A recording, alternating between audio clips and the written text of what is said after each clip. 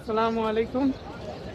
আমি এখন যে জায়গাটাতে দাঁড়ায় আছি সেটা হলো কাবার পাশে ইব্রাহিম খলিল রোড। আর আমার পেছনে দেখা যাচ্ছে অনেক হাজিরা কাবাতে যেতেছে। আর আমার ঠিক পেছনে এই জায়গাটাতে হচ্ছে হলো সুক আল খলিল হোটেল। আর আমার এই পেছনে আরেকটা হোটেল আছে দার আল তৌহিদ ইন্টারকন্টিনেন্টাল হোটেল। তো এই হোটেলটার সামনে আমি প্রায় দেখছি, আমি এর আগে যখন উমরাতে আসছিলাম তখনও দেখছিলাম যে তা অনেককে ফ্রিতে খাবার দাও। এখানে দেখেন আমার পিছনে যে লাইন দেখা যায় না, কতগুলো হাজি দাঁড়ায় আছে। একটু আগে আমি দেখছি যে ওনাদেরকে ওইখানে লাইনে দাঁড়াইতে বলছে, বলার পরে তারপর ওনারা একে একে দৌড়ে এসে লাইনে দাঁড়াইছে। তো ওনাদেরকে হয়তো এখানে খাবার টাবার কিছু দিবে। আর এই সাইডটাতে হলো ক্লক টাওয়ার, আমার ফোনটাতে হয়তো পুরোপুরি দেখা যেতেছে না। তারপরে এখানে একটা ছোট ব্রিজ আছে যে ইব্রাহিম খলিল রোডের উপরে, এই ব্রিজটা এর আগের বার যখন আমি উমরাতে আসছিলাম গত 6 মাস আগে, তখন আমি ওই সাইডটাতে যে কবুতর চত্বরটা আছে মানে ব্রিজের পরেই যে খালি জায়গা আছে, ওই জায়গাটাকে বলা হয় কবুতর চক, কবুতর চত্বর যেটাই আমরা বলি। ওখানে অনেকগুলো কবুতর আছে, মানুষ খাওয়ায়, তো এখানে ওইটা বলা হয় কবুতর চক।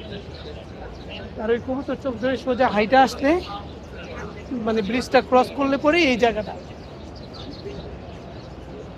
তো এখান দিয়ে ডান সাইডে মানে আমার এখন হাতের বাম সাইডে এই সাইডটাতে গেলে পরে কাবার বিল্ডিংটাতে মানে কাবার যে এরিয়া সেই এরিয়াতে যাওয়া যায়।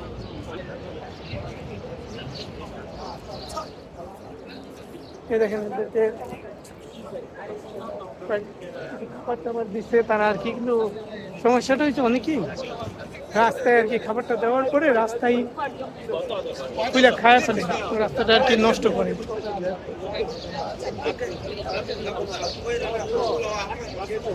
দেখেন ওই সাইডটাতে রাস্তার ওই সাইডটাতে দেখবেন নীল পলিথিন, এগুলো কিন্তু আসলে খাবার দিচ্ছে অনেকে। ওনারা এই রাস্তার মাঝখানে খাবারগুলো খায়, এটা কিন্তু খারাপ।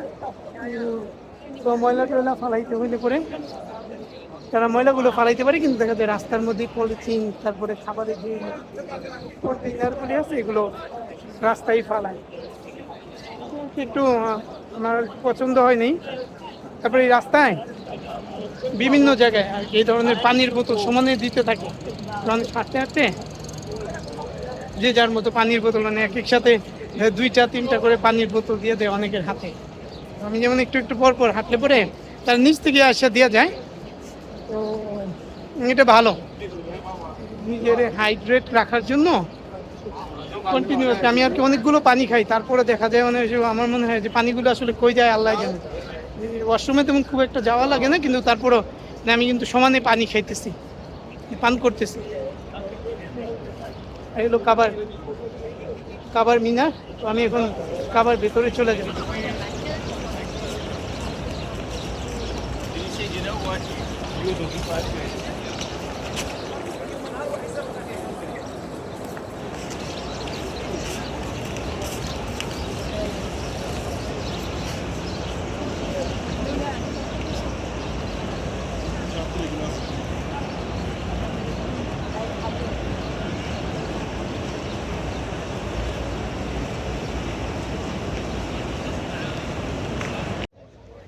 এখন মসজিদ আল হারামের পাশে যে ক্লক টাওয়ার আছে, ক্লক টাওয়ারের সামনে দাঁড়ানো।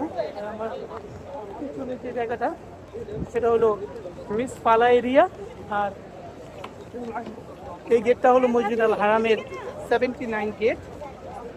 তো এখানে আমি কিন্তু মসজিদ চত্বরে মানে এই মসজিদের যে টাইলসগুলো আছে এগুলো খুব ঠান্ডার জন্য বানানো হয়েছে, কিন্তু তারপরেও এখান থেকে যেই হিটটা উঠতেছে মানে আমার চেহারায় লাগতেছে।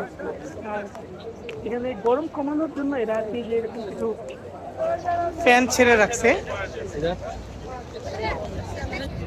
মক্কার টেম্পারেচার হলো 47 ডিগ্রি, মানে অনেক গরম। মসজিদের টাইলসটা যদিও বানানো হয়েছে ঠান্ডার জন্য মানে আর কি যাতে এনভায়রনমেন্টটা ঠান্ডা রাখে, কিন্তু বাইরে এত গরম যে এই টাইলসগুলো এই ঠান্ডা এরকম টাইলস থেকেও মুখের মধ্যে একটা গরম ভাপলা আসতেছে। তো এটা হলো মসজিদের 83 number gate and 84 number gate. কিন্তু 79 গেটটাই সাধারণত আর কি, যে গেটটা দিয়ে মানুষ মাতাফ মানে আর কি যেখানে তাওয়াফ করে সেই জায়গাটা যেতে পারে।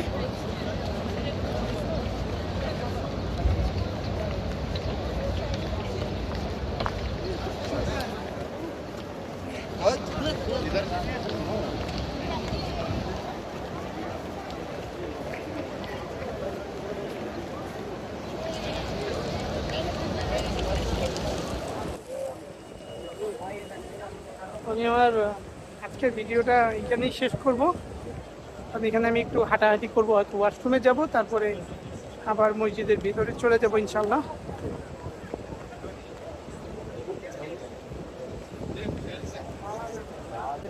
এখানে আসলে পরে অন্যরকম একটা অনুভূতি কাজ করে, যেহেতু আজই এখানে সবাই নামাজ পড়তে আসছে, সবাই আল্লাহর ঘরে আসছে, দেখতেও খুব সুন্দর লাগে।